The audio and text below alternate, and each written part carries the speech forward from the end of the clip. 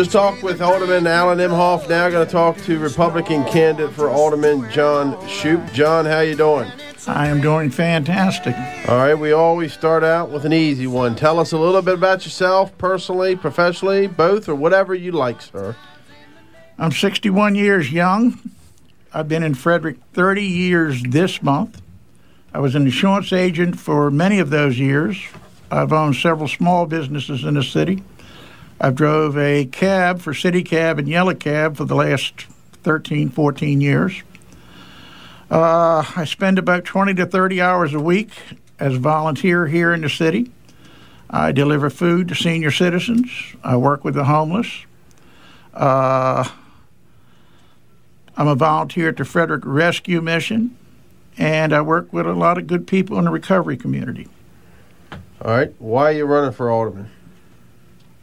I basically want to see a change for all the people in the city, and sometimes you just have to stand up and say what's right. Well, in the paper it was reported you decided to run when you saw that the city was considering laying off police officers. Well, that's part of it, too. I mean, you've got to support the police department. So you're a big supporter of the police department? Oh, absolutely. They're one of my number one priorities. All right. What other changes do you want to see, or what are some of the accomplishments that you'll try to achieve if elected? All right. Number one, I want to see this city get 100% behind the police department. I don't want to see them say, well, let's cut this program or let's cut that program. And we got to get this budget in order, because I believe that there are parts of this budget that can be streamlined and put the money into different areas where we need it. Like what? I'll give you a classic example. The last meeting they had just before they passed the budget, and they went into the extra money, and they pulled $75,000 out to put it into the old swinging bridge. If any of these aldermen had any sense at all, they would have left the 75 there or put it into the other programs we needed the money and got on the telephone and called people. We could probably get it done for a lot less than $75,000.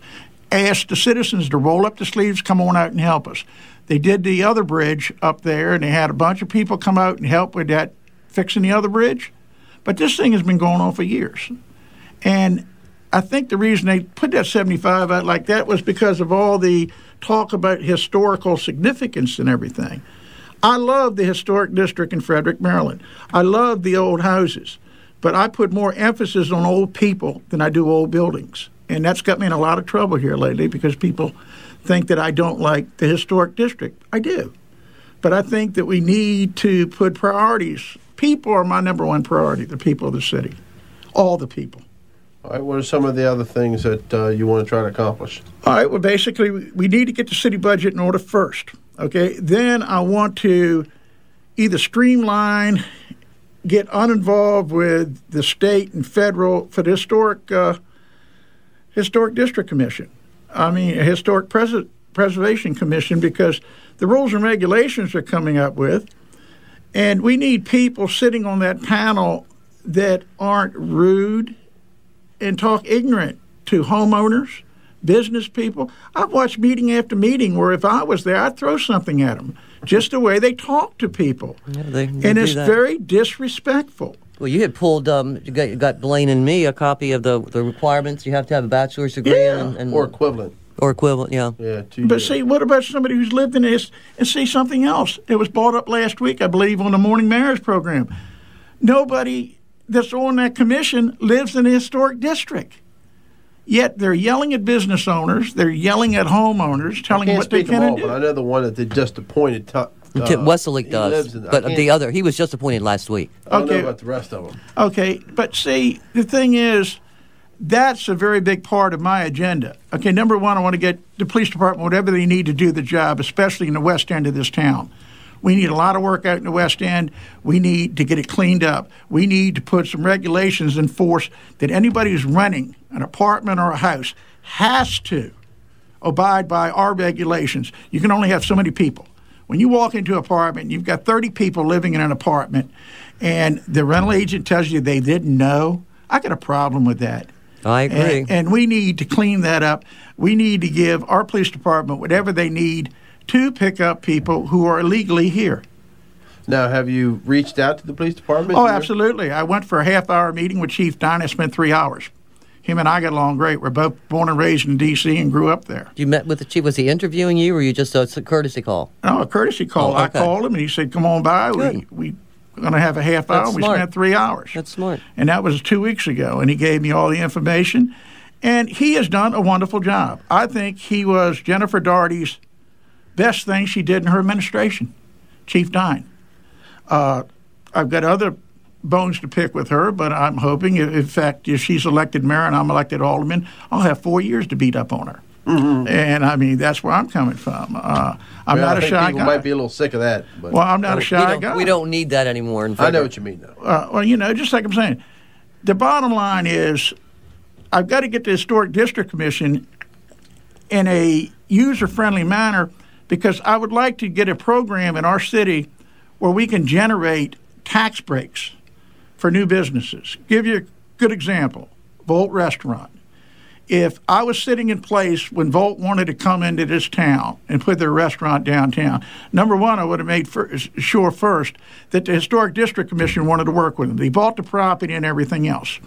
I want to offer a tax break for the first 2 years if you buy a piece of property in our city, a percentage tax break on the property. You're going to provide jobs for our people. Okay, and that's what I want to see. I want to see lots of jobs generated, and I believe in a small business system. Okay? I'm looking at another problem with small businesses we have in our community. And I've said this to at least 15 of the candidates running. And they tell me, well, there's nothing we can do about it. If I'm elected alderman in the city of Frederick, I'm going to make one promise, that I'm going to take this as a responsibility, because if the people elect me, I'm always going to represent them. We have people now sitting in City Hall right now that were elected by the people to represent them in this city, and they're allowing the county to hold our people hostage. And when I say that, we have a bus system in our city. It's a joke. All the candidates over the last couple of weeks have been talking about, oh, it is so terrible. It takes an hour and a half to get down the road to Rockville during the rush hour. Oh, it's terrible. It takes 3 hours to get to Washington. Well, anybody who has a problem with that can get on a three-quarter way empty train, 3 of them in the morning. You can be in Rockville in 20 minutes. You can be in D.C. in less than an hour. But I'm not going to talk about the commuters right now. I want to talk about a senior citizen that lives in the building I live in at Taney Village. Why does it take any time during the day 2.5 hours and 2 to 3 buses to get to FSK Mall? Why? Why don't we have a better bus service? Now, I want to go on the record that John does drive for Yellow Cab, but before he came there, he drove for Frederick Cab. Absolutely. And before that, drove for Bowie Cab. Absolutely. So John has moved around. But let me say something, and I'm going to bring it up from my perspective. I tried to give senior citizens a discount. And they wouldn't let you. And they wouldn't let me. That's all I'm going to say. Now, do you know why? Well, no, but I'm just telling you in terms of the aldermen to go on tax. But I try to give senior citizens, I would do that in a New York second right now. 20% off all fares for senior citizens tomorrow, if I was allowed.